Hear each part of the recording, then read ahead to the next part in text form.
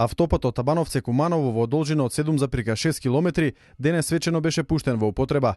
Делницата која е дел од коридорот 10 се градеше во изминативе 4 години.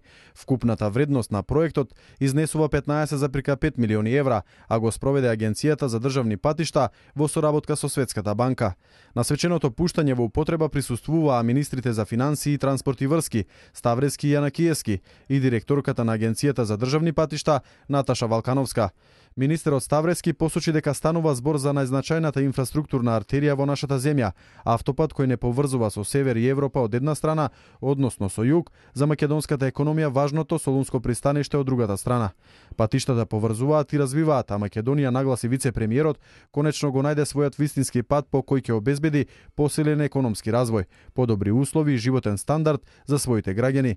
Во наредниот период владата ќе се залага за почеток на изградба на последната делница од коридорот 10 Демир Капија Смоквица. Како што информира министерот Јанакиевски, тендерот е распишан на 30 август годинава, а во мај следната година се очекува да почнат градежните работи.